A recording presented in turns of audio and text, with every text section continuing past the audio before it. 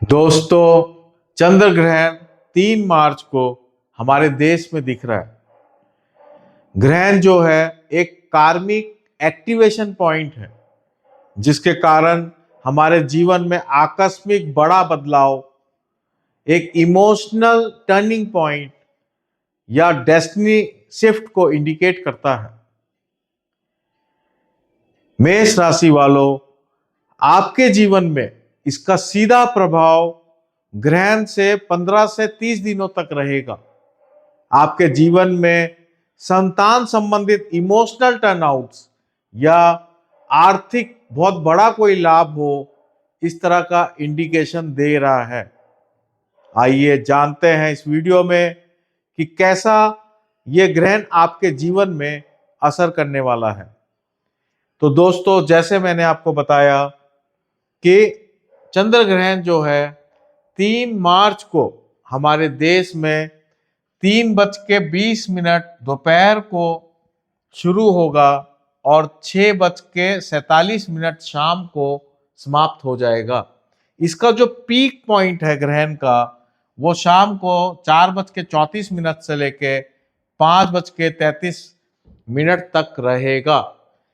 मेष राशि वालों, इसका बहुत बड़ा इम्पैक्ट आपके लाइफ में पड़ने वाला है। चंद्र ग्रहण जो है वो आपके 5th हाउस में हो रहा है और चंद्रमा के साथ जब केतु होता है तभी चंद्र ग्रहण होता है। और इस बार जो चंद्र ग्रहण है वो पूर्ण फाल्गुन नक्षत्र के अंदर है, जिसका देवता भग है और जिसका प्लैनेट स्वामी, ग्रह स्वामी जो है वो शुक्र है। तो दोस्तों, 5th हाउस क्रिएटिविटी का होता है और भग जो देवता है, जो आदित्य, 12 आदित्यों में एक आदित्य है। सूर्य के जो 12 नाम है उसमें से एक नाम भग है सूर्य देव का, तो वो भी एक क्रिएटिविटी को इंडिकेट करते हैं। भग जो भगवान है वो एक फियर्स क्रिएटिविटी, एकदम अचानक कोई चीज को क्रिएट कर देना, उस तरह को इंडिकेट करते हैं। और ये ग्रहण आपके 5th हाउस में ही पड़ रहा है। तो इससे ये समझ में आता है कि जो भी लोग क्रिएटिव फील्ड के अंदर हैं, जो भी लोग ग्लैमर के फील्ड के अंदर हैं, जो भी लोग हॉस्पिटैलिटी में हैं, उनके लिए ये ग्रहण बहुत शानदार जाने वाला है, क्योंकि आपको नए नए आइडियाज देगा। आपको एक इंट्यूटिव माइंड आपका होगा, आपका जो सोचने का तरीका है वो डीप जाने वाला है। अब इस पूर्व फागुन जो नक्षत्र है, ये 2 नक्षत्रों को इस पे दृष्टि है। पूर्व किसकी दृष्टि है? पूर्व फागुन नक्षत्र की दृष्टि बोल रहा हूं मैं। तो पूर्व फागुन की दृष्टि जो है वो सतभिषा के ऊपर है और एक धनिष्ठा नक्षत्र पे भी है। क्योंकि धनिष्ठा नक्षत्र में कोई प्लैनेट नहीं है, इसलिए मैंने यहाँ लिखा नहीं है। सतभिषा नक्षत्र के अंदर 3 प्लैनेट है। सूर्य भी सतभिषा नक्षत्र में है, मंगल भी सतभिषा नक्षत्र में है और राहु भी सतभिषा नक्षत्र में है। तो यानी कि चंद्र केतु का जो संबंध है वो राहु, बुध और सूर्य से बिल्कुल डायरेक्ट है। और क्योंकि धनिष्ठा नक्षत्र को भी वो देख रहा है, धनिष्ठा का स्वामी मंगल है, तो उससे भी इसका संबंध बन रहा है। तो इससे ये हम समझ पा रहे हैं कि 5th हाउस और 11th हाउस स्ट्रांगली नक्षत्र कनेक्शन है। जब भी हम राहु केतु की बात करते हैं, जो एक कार्मिक कंट्रोल प्लैनेट है, उसमें नक्षत्र देखना बहुत जरूरी हो जाता है। और इस पे जो लता है, जो लात पड़ रही है, वो ज्येष्ठा नक्षत्र है, जिसका स्वामी बुध है। तो इसका क्या मतलब है कि जो लोग क्रिएटिव प्रोफेशनल्स हैं उनके लिए आर्थिक के द्वार बहुत खुले हुए हैं। 11th हाउस में आपके 4 प्लैनेट होने का मतलब यह है कि जो आपका सोशल सर्कल है उसका विस्तार होगा। जो लोग आपको पहले से जानते हैं, जो आपकी गुडविल बनी हुई है, उसके कारण आपको बड़ा आकस्मिक धन लाभ होने की पूरी संभावनाएं हैं। अब हमें एक चीज सिर्फ ध्यान देने वाली बात है।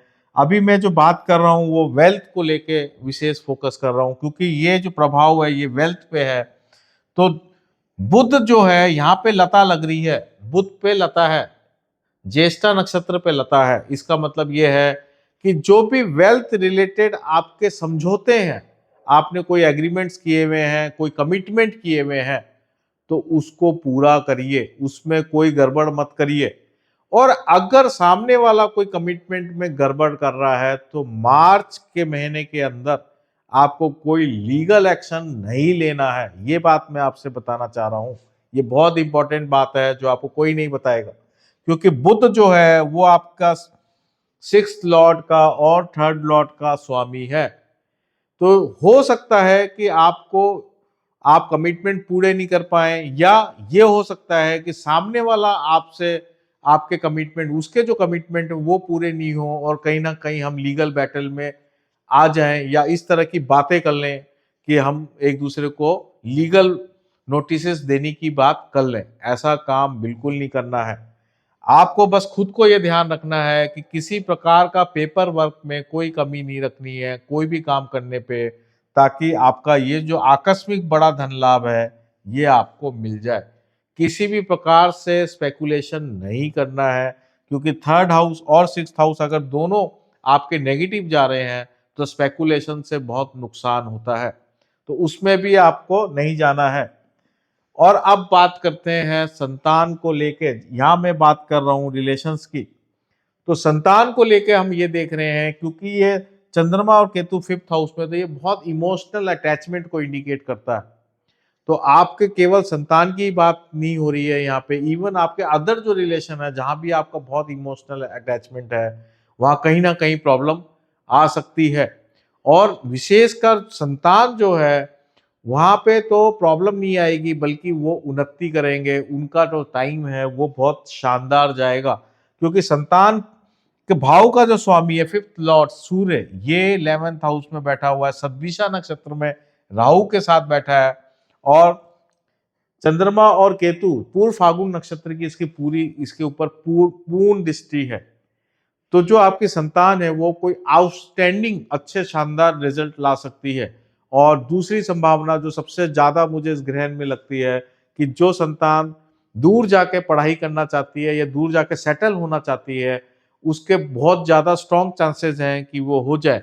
और जिसके कारण आपको एक खुशी भी महसूस हो कि आपकी संतान बहुत तरक्की कर रही है, लेकिन दूरी के कारण मन में थोड़ी मुश्किलें भी आए, मन में थोड़ा सा खटास भी आए, इस बात को लेके पेन हो, दूरी का जो पेन होता है वो भी महसूस हो। ये दोनों फीलिंग देने के लिए ही ये ग्रहण आया है। इसलिए इन दोनों मैटर्स के अंदर आप बिल्कुल सतर्क रहें, ध्यान करें। अब मैं बात कर लेता हूं बाकी जो टॉपिक्स हैं, जैसे हेल्थ। हेल्थ के अंदर ये ग्रहण का विशेष आपके ऊपर प्रभाव नहीं पड़ेगा, लेकिन अपनी इम्यूनिटी पे बहुत ज्यादा चेक करें। आपका लग्नेश मंगल जो है ये 11th हाउस में बैठा हुआ है, कुंभ राशि के अंदर है, और बृहस्पति देव भी देख रहे हैं, लेकिन यहाँ पे लग्नेश आपका अष्टमेश भी है। तो वीक इम्यूनिटी के कारण आपको वायरल इन्फेक्शन हो सकता है, बैक्टीरियल इन्फेक्शन हो सकता है। आप जो है सफाई का विशेष ध्यान रखें, ये बहुत ज्यादा जरूरी है। चंद्रमा केतु अगर फिफ्थ हाउस में होता है तो बहुत ज्यादा डायरिया और पेट की तकलीफ होती है। तो इस बात का आप पूरा ध्यान रखें कि पेट आपका सही रहना चाहिए, और क्लीनिनेस पे सबसे ज्यादा ध्यान दें।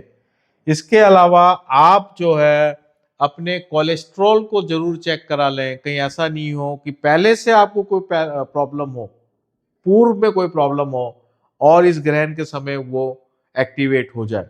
तो आप कोलेस्ट्रॉल जरूर चेक कराएं, अगर वो नॉर्मल है तो कोई टेंशन की बात नहीं है। अब मैं बात कर लेता हूँ करियर को लेके। तो करियर पॉइंट ऑफ व्यू से तो ये एक शानदार समय है जहां आपको सीनियर्स का विशेष सपोर्ट मिलने वाला है। तो दोस्तों ये ग्रहण का ओवरऑल आपके जीवन में इम्पैक्ट पड़ेगा जो मैंने आपको बताया। तो दोस्तों मैं अब आपको एक बहुत ही इंपॉर्टेंट उपाय देना चाहता हूं। आप जो है इस ग्रहण के दिन शाम के वक्त जब ये ग्रहण का समय लग रहा हो उस वक्त जो आप दुर्गा कवच का पाठ करें। अगर दुर्गा कवच का आप पाठ करेंगे तो जो सेटबैक आपको लग सकता है बिकॉज ऑफ नॉन कमिटमेंट या रॉन्ग एग्रीमेंट्स के कारण, वहां आपका बचाव हो जाएगा।